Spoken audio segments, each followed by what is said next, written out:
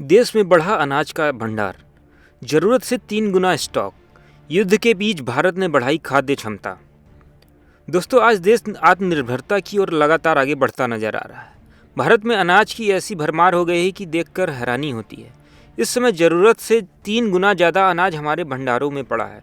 इस वैश्विक मंदी में भारत सबसे आगे दिखता नजर आ रहा है। फैमिली कितनी बड़ी है चाचा? ज्यादा बड़ी ना है। छोटे, ऑन कर दे।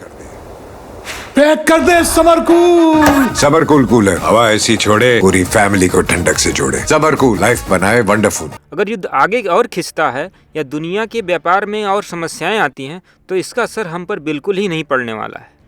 सरकार ने गेहूं और चावल के स्टॉक को बहुत बढ़ा लिया है। इससे देश में आने वाले 2 से 3 सालों तक किसी भी प्रकार से खाने पीने की कमी नहीं होने वाली है। तो चलिए इस बारे में आपको विस्तार से आसान भाषा में समझाते हैं। दोस्तों, अभी अप्रैल के पहले हफ्ते में देश के पास कुल 6.04 करोड़ टन अनाज है, जबकि खाद्य सुरक्षा के लिए जितना बफर स्टॉक रखना चाहिए वो सिर्फ 2.1 करोड़ टन है। मतलब साफ है, हमारे पास ज़रूरत से करीब 3 गुना ज़्यादा अनाज मौजूद है। भारतीय खाद्य निगम यानी कि FCI के आंकड़े बताते हैं कि इस समय देश में गेहूं का स्टॉक 2.18 करोड़ टन है और चावल का स्टॉक 3.86 करोड़ टन है। दोनों ही अपने बफर लेवल से कहीं ज़्यादा ऊपर हैं। गेहूं तो पिछले साल के मुकाबले 85% ज़्यादा हो गया है। ईरान अमेरिका युद्ध के समय की ये स्थिति देश के लिए बड़ी राहत भरी है।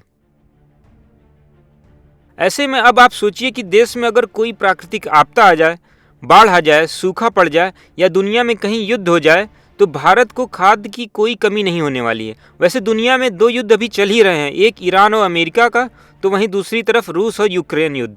इसके बावजूद भी हमने अपने अनाज भंडार को बेहतर कर रखा है।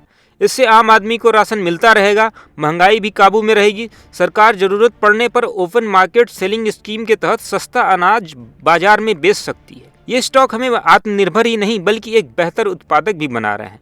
MSP पर नई फसल की खरीद भी तेजी से चल रही है। किसान खुश है क्योंकि उनकी उपज पर अच्छा दाम उन्हें मिल रहा है।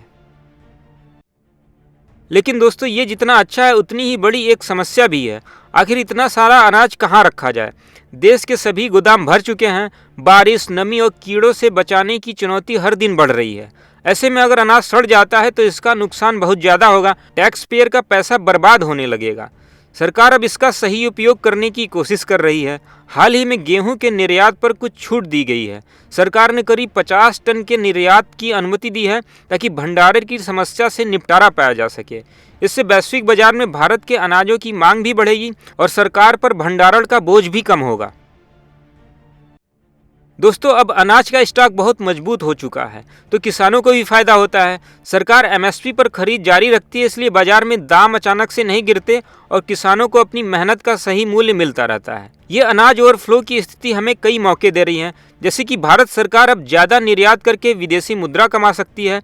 फूड प्रोसेसिंग इंडस्ट्री को बढ़ावा दिया जा सकता है। गरीबों के लिए और बेहतर राशन स्कीम चलाई जा सकती है।